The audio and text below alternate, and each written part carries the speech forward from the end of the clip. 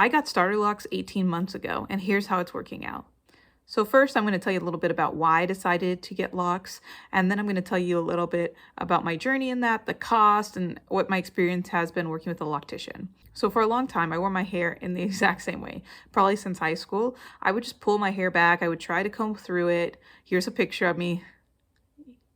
And I really wanted to be able to do something with my hair that could look nice, that could look neat and clean, but I struggled. I would braid my own hair and it wouldn't come out as nice as I'd like. I even had my hair professionally braided with synthetic hair, and I unfortunately could not even keep it for a very long time because I had an allergic reaction to the synthetic hair. I've struggled with different products in my hair because I do have some eczema, and so I have allergic reactions pretty easily to different products. And so I wanted a hairstyle that could be simple, that could be easily maintained in terms of products, and that I could feel comfortable and feel like myself in. And so I started doing research in locks, and I looked at lots of different pictures of people in locks, and I thought, you know what, this can be me. I feel like this fits my style, and I feel like it fits my values and my identity in terms of hairstyle, right? So I decided to go get locks, and I knew that it might take some time for those locks to form.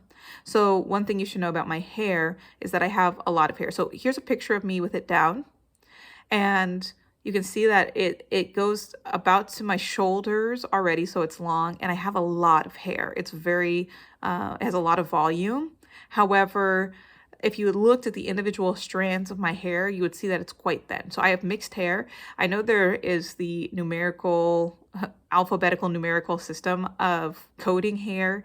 I don't feel comfortable using that system just because every time I look at it, I'm not really sure where my hair fits, but my hair is very fine. And so because of that, even though I have a lot of hair, it can sometimes have a hard time keeping form, and it easily frizzes. So those are some things to know about the texture of my hair and the amount of hair that I have. So I decided to work with a loctician because I had read about doing it yourself, and I just wasn't comfortable with my skill set with hair. As you can see, I haven't made a lot of effort with my hair in the past. And so I wanted to work with a professional, and luckily I had the financial ability to be able to do that. Not everyone's going to have that financial ability, and if you don't, then this might not be the video for you. But if you do, then this has been my experience. One of the other reasons that I wanted to get locks was because I was about 6 months pregnant, and I wanted to be able to have a hairstyle that I could pull back easily and still look nice, even though I'm dealing with babies and all the things that come with babies, right? It was my second baby, and the first baby, I was very hard on my hair. So I just wanted to be able to have a style that could be protective while I was in my postpartum period. That would cause some issues later on, but we'll get to that. So in terms of my starter locks, I got them in 2023, and I went to a loctician. She was really great. She talked to me a little bit about how many locks I wanted and how I wanted it styled.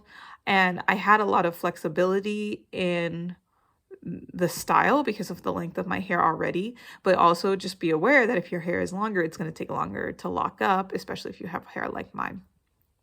So she ended up dividing my hair up, and we ended up doing some smaller locks, but also not, we did bigger locks, but also not micro locks. And one of the reasons we did that is because of my hair type. The micro locks take forever to lock up, and where I already have hair that's going to take a significant time to lock up, that would be difficult. And she did warn me that it would take probably about a year or two for my hair to lock up.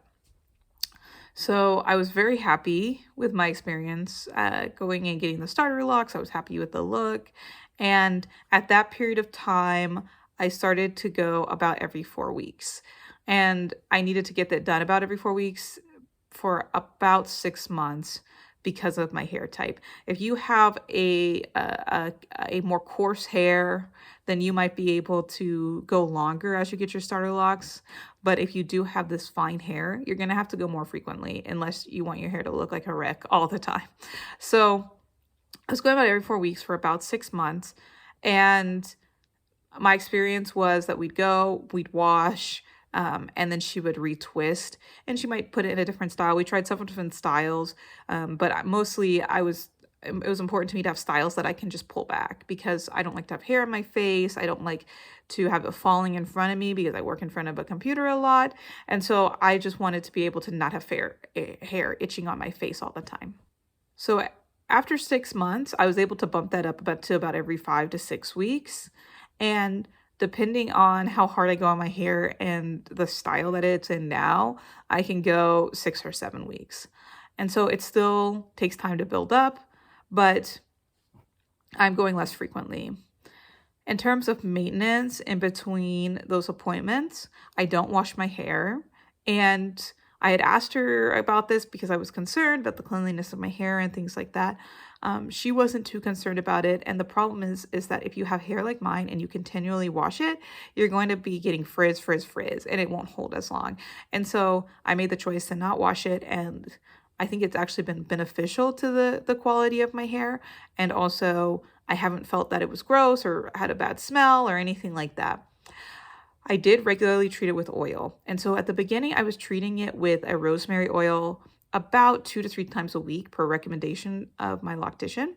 Unfortunately, I found that it would make my hair itch. And I think that has to do partly with my history of eczema and things like that. And so I tried out different oils, I didn't like any of them, went back to the rosemary eventually. And I do it about every week and a half to every 2 weeks. And I found like that's about the perfect time frame to keep it moisturized and not make it itchy from too much oil. And I am pretty generous when I do that treatment, and I'll do it right before bed and before I put on my sleep cap. But that's how I do it.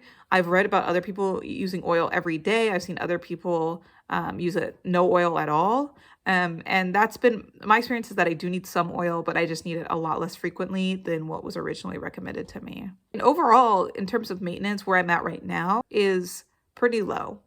However, I know that as my hair continues to lock up, that there can be more maintenance, and I expect that to happen. But I want to be clear, I've already been 1.5 years in this, and it's just taking a long time for my hair to lock up. So here's a picture. This is an older picture. This is from October, but I think it does a good idea of showing where my locks are. So you can see the top of my hair is pretty locked up, but if you see the bottom, it is not locked up quite yet. And so it's quite frizzy, which is why I continually to get it styled so I can pull it back. And then I'm not having that constant frizz because I need to be able to look professional. Let's talk about cost. So in terms of what I pay each appointment, my starter locks were, I believe, $85, and my loctician did raise her prices in the last year, which is totally understandable with inflation. So right now I pay about $100 every visit. And like I said, originally I was going every 4 weeks. Now I'm at 6 or 7 weeks.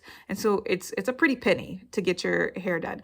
Now, granted, my hair is mid-length, and so she does charge differently based on length of the hair. So I have mid-length hair. If you have short hair, if you're a male getting locks with much shorter hair, you're gonna have lower cost until your hair grows out. But for me, where my hair is at right now, that's what I'm paying. And it's a lot of money, but if you're somebody who constantly gets your hair styled anyways, I think it's actually quite low compared to, getting braids for $300, $400. And so I think it's a pretty reasonable cost for how little work that I do on my hair. So for me, it saves that time, and I don't have to do all the research and energy and learning, trying to lock up my own hair or trying to retwist my own hair in an appealing way. The last thing I want to say is a few roadblocks that I ran into. So like I said, I started this lock journey when I was 6 months pregnant, and that is probably not the best time to do it because of hormones and things like that. That can affect the texture and the quality of your hair. It can also cause your hair to fall out. And I experienced all of these things. One thing I especially experienced was the effects on my scalp with the mix of eczema that seems to be my eczema seems to be flared up because of stress and because of hormones. And so there were periods of time where my hair was really unbearable in terms of itchiness. And like I said, working out that oil treatment and everything like that helped out as well. But it was definitely worsened because of the hormonal situation I was in. That said, it was also nice to not have to worry about my hair in my first few weeks of postpartum. I got my hair twisted right before, and I didn't go, I was able to keep it that way for about 8 weeks until I was able to return again and get it cleaned up. And that was really nice to not have to worry about it and to be able to focus on my baby. And so I'm interested to know where you're at in your journey. If you have mixed textured hair like me, I'm interested to know what has worked for you, what has not worked for you. The thing with mixed hair is it's all so different. And so it's interesting to hear what works for some people and what doesn't work. And I think if you're mixed raced, you know how difficult it is to find people who know what to do with your hair because it doesn't fall into any one camp, right? And so comment below what your experience has been. Give me a thumbs up if you like videos like this so I know to make more of this content. I'm happy to talk more about my experience, get more details about my experience with eczema and pregnancy. And go ahead to subscribe if you just like looking at my face, because I sure do. I'll see you next time.